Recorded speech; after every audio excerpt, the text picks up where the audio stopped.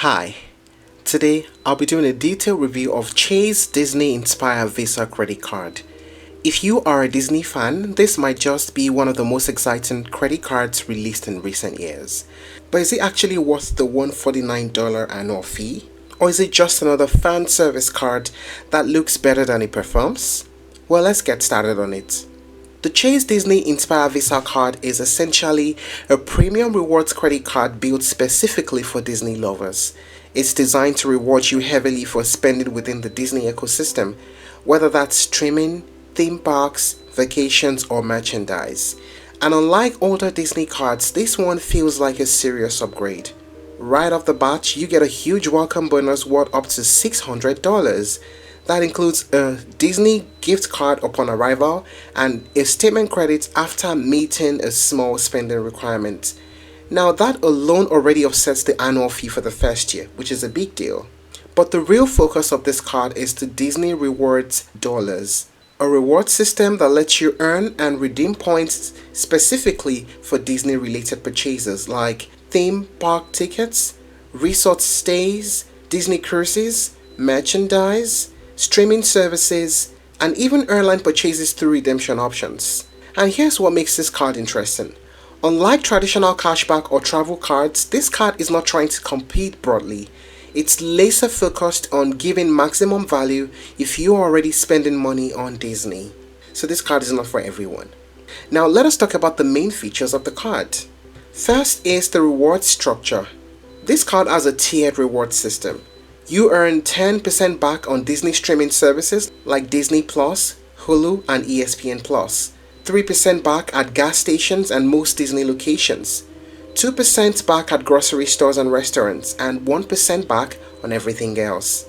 That 10% category is honestly one of the highest that you will see anywhere, but it's very niche. Massive welcome bonus.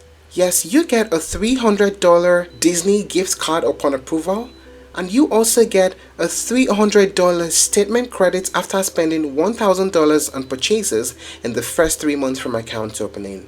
That's a total of $600, which is a huge one for a co-branded card. There's annual Disney perks too. You get $200 in Disney Rewards dollars after spending $2,000 on Disney resorts or cruises. And you get a $100 statement credit for Disney theme park tickets. So if you travel to Disney often, these perks alone can justify the annual fee. Monthly streaming credits.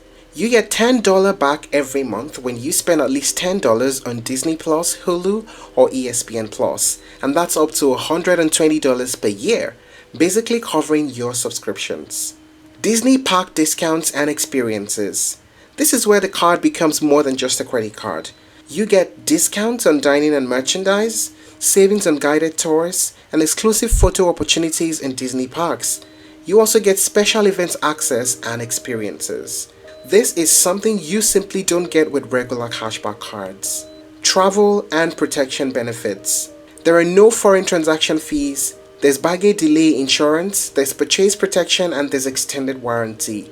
Plus, you can redeem rewards toward airline purchases with no blackout dates.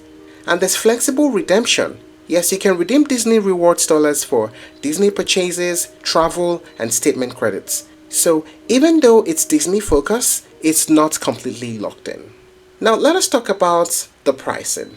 As earlier mentioned, the card has an annual fee of $149 US.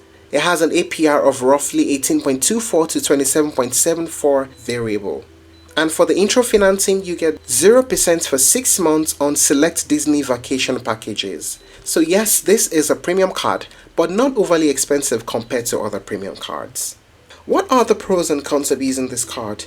First, the pros. You have a huge $600 welcome bonus. You get extremely high rewards on Disney-related spending, strong annual credits that can offset the fee, and unique Disney perks and experiences. Also, there are no foreign transaction fees. And the cons? The rewards are heavily Disney focused. If you don't visit Disney often, the card may be of limited value.